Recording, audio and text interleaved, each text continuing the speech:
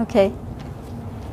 Well, Sly, it's good to see you again. Thank you. And thanks for making yourself available to talk about Rambo 3, because you don't really have to do this, you know. I like it once in a while. I haven't done it in many years.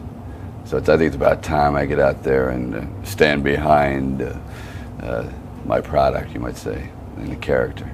You know, I think you're going to take John Huston's place, because his reputation in the industry, as you probably know, is that if there's a difficult location, too hot or too cold, go there, insecure, trouble spot, John Huston's going to find it.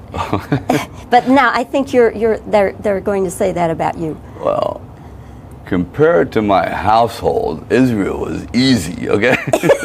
You're talking about trouble spots, forget about it. That's why you went to Israel, huh? You bet, to get some peace. No, I thought it'd be great for the film, really. It was the layout, the land, the people, the heat. There's some brutal terrain over there, and I thought, well, this is about as close as we can get to actually going to Afghanistan. And so there you were. And there I was. Yes. Now, another thing I noticed in the film is no women, no romance. Was that also because of your own personal status at the time? Women is a bad word, right? Yeah. Well, in that religion, in Afghanistan, the Muslim women, they're very kept apart. They're not involved in the everyday aspect of war, per se. I mean, they're there.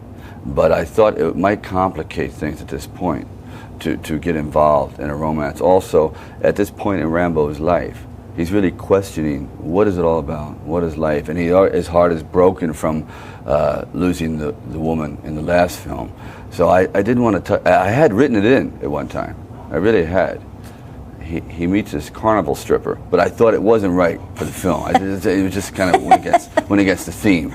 No, and I just thought, I had a French doctor in it one time, and it just seemed to like not be purposeful at the time. And you just couldn't find any French actress that that you wanted to put up with at that time, huh? Well, I probably could find a lot to put up with, but it just didn't work in the film really at that time.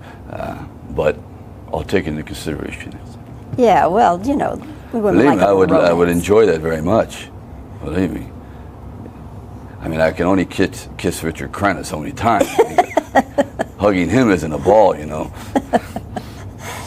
So here you are with Rambo, and you know this is going to be another hit for you, and your Rockies and so forth. You've made other films, you've done other work, but I tell you, people are always telling me, your fans, that it's got to be Rocky or it's got to be Rambo. Now, is that a frustration for you as an actor?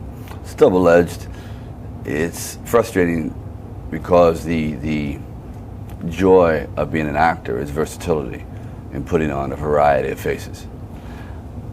But the other side of that sword is being able to find not one but a couple characters to be so identified and so embraced that you realize you've accomplished something. It's kind of unusual. So it's both. It's like feast or famine. So I think what's happened has been very unusual, and to have been around for almost 7 of these films together is a blessing in disguise. So I'd say God has been good to me. I can't really question it. But it is frustrating sometimes, but I accept it. Are you starting Rocky 5? Rocky 5 will be started in about 18 months. Because I want to end that character back where he started, in the streets.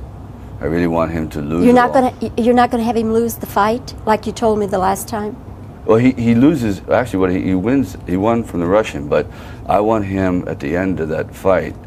He tries to take his shoe off, and his motor nerves are gone.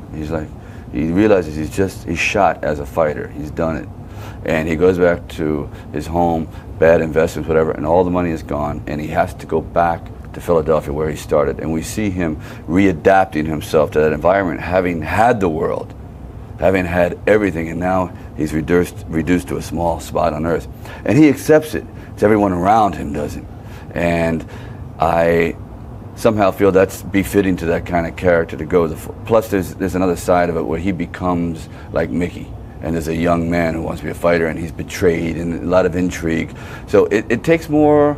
There's more of an ambiance like Rocky 1, which I've always felt is really the true essence of the character, with the hat and the jacket, and that's really him. Sounds good. 89? Yeah, 89 is a safe bet. Sly, thanks for making yourself Thank you, available. Bobby. Good to see you. Anytime. Come to Texas. You all. All right.